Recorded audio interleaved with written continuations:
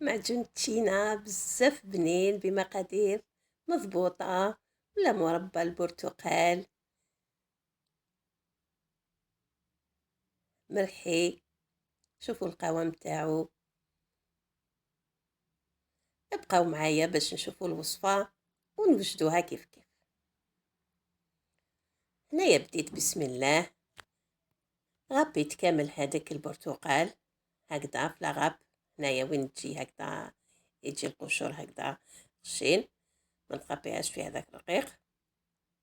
وهنايا درتها في الماء، هذاك القشور نديرو في الماء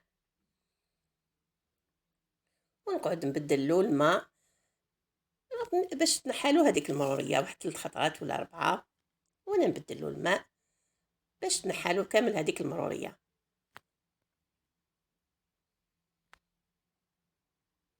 وهنايا كيف كيف قشرتها، نحيلها كامل هذيك القشر الابيض، نقطعها قطع صغيرة.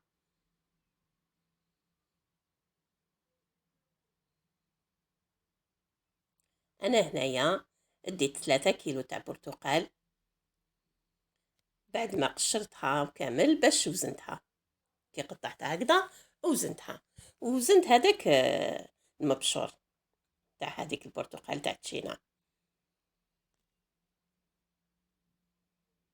وندي النصف تاع البرتقال، يعني ندي 3 كيلو، ندي كيلو و500 غرام نتاع السكر،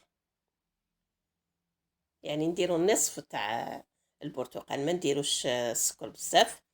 هنايا ها هو وزنتو الكيلو الاول، ومن بعد زدت وزنت اللي بقات وضفت له هذاك المبشور تاني وزنتو.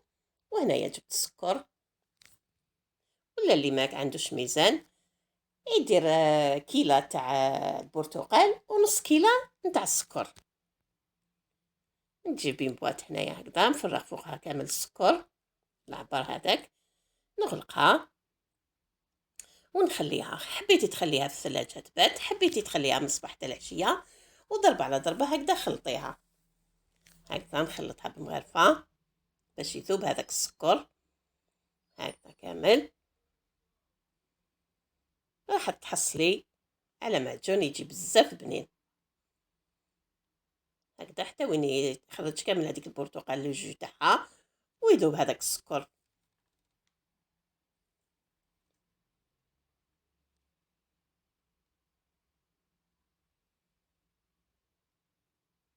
ها هي هنايا شوفوا هذاك الجو كامل تاع البرتقال العصير تخرج.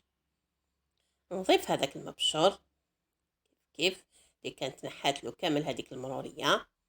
ولا ما حبيتيش هكذا غليه 3 خطرات ولا، وبقى يتصفيه فيه حتى تنحالو هذيك المروريه هكذا. نجيب قدره نفرغو فيها، خلط هكذا ونديه فوق النار. ها هو نخليه على نار عاليه، ما تنقصي لهاش.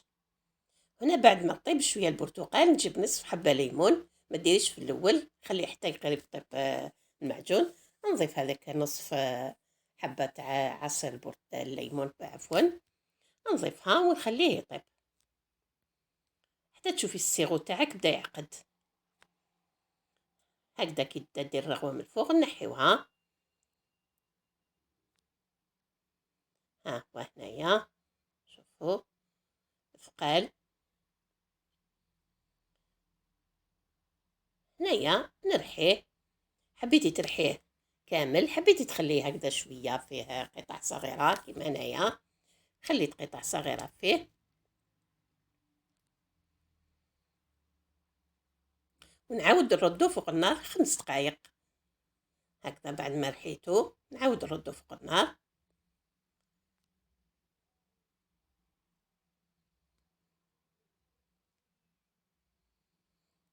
هكذا، ونديرو في بلارات هكذا يكونوا طبعا معقمين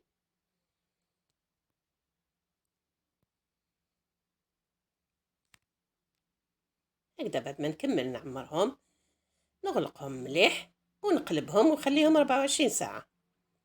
ورايحين نتحصلوا على مربى. هكذا قبل ما نغلقهم نمسح هذيك البلارة على البوكال.